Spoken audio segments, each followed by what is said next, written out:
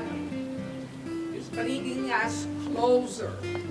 It's helping us to know our neighbor, to know ourselves, and to make our city better.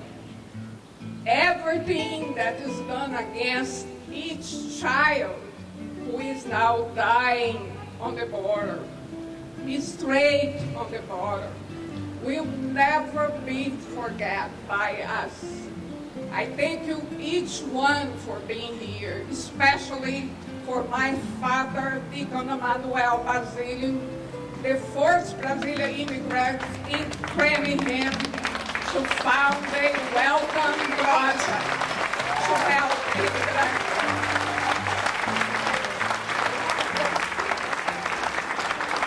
And my mother, who always taught us to give and share what we have. That's how we were brought up. And that's what we want to bring to our new life, to our country. No one never leaves the place where they're born, their neighbors, their house, their friends, if they can stay. All of us who did that change, and those who are still making those decisions, there are because they are without a hope. They are desperate. Mothers, young kids, parents, they have no idea of the risks they are going to be through in the borders. And they face that because they believe will be better than to live without hope. We're here this evening because of a very serious matter in our country. Children and families are being separated from each other because of an ideology of hate and fear. Not a fear of safety, but a fear that power structures will end. The only power structure we want to see end in this power of hate, hate-driven division, and hate clouds spirit. We are a country deeply divided on race as it deepens, deeply rooted in the soil. But we can be the one to change that. We can be the ones to make a difference. And it's time that we all sing in a collective choir that enough is enough. Enough is enough.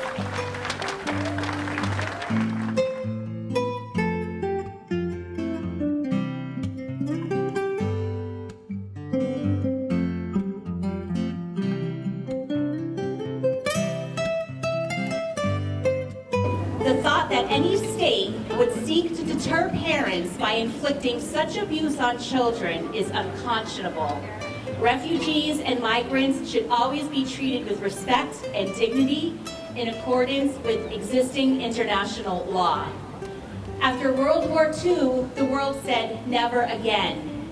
But as of today, over 14,000 children have been detained in the United States.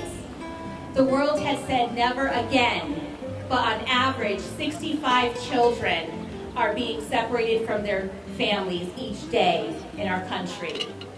It starts in 1906.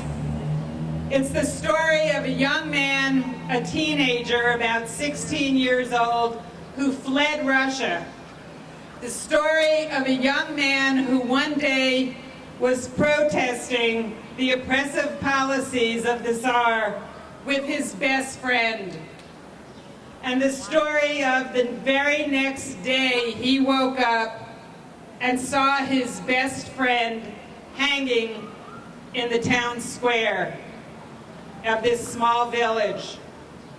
This young man's best friend had been killed for his religious and political beliefs, and this young man's father knew that this young man was going to be next. And so that very day, that young man packed up just a few belongings that he could carry, said goodbye to his family, and set out for America to save his own life. That young man I still get goosebumps when I tell this story. That young man who left everybody and everything that he knew and everybody that he loved was my grandfather, Joseph. So you never know what the stories will be of people coming here and their future generations.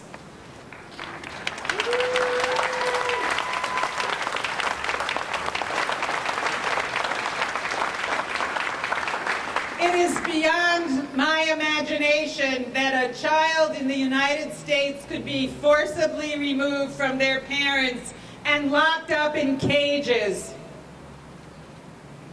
We are treating parents and we are treating young children, as young as toddlers, as criminals. We are putting them in prisons, what are virtual prisons, on a daily basis. These are simply inhumane conditions, and they are wrong. There's no way ever anybody could explain that away or justify it. Needlessly cruel. Everything about this is needlessly cruel. Two of the things that I care about a lot in terms of what's going on in the state, for those of you who know me, know that I'm a foster parent, and I know many of you are actually out here as well as I look around the crowd. And there's a lot to be said about what we can do better in terms of foster care here in the United States. But man, oh man, is it looking amazing compared to what's happening on the border by comparison. And I've learned through my experience in talking to other folks, the true irreparable trauma of taking away children from parents is something that can never be fixed, can never be healed.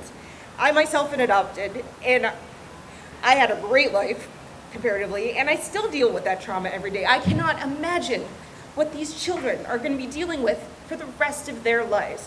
It is true, absolute cruelty to take away these children from their families, from the only people that they've ever known and ever loved.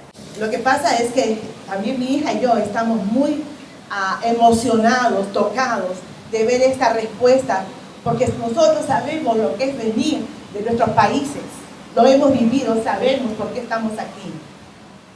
We are pretty overwhelmed, pretty touched by all this. We know what it is to leave your country and to start fresh all over again.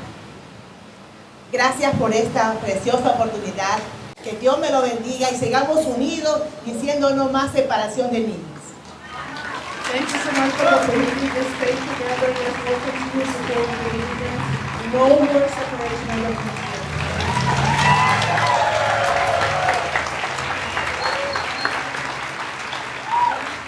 So again, thank you so much for coming out. We are so glad that you're here. But we ask that your action does not stop when the candles go out tonight. Grab some information, reach out to any of those organizations. We're here because we are horrified by the stories of kids in cages, parents separated from their children, the stories of the horrible, inhumane conditions at the border. We're here to make sure that justice prevails, and it will.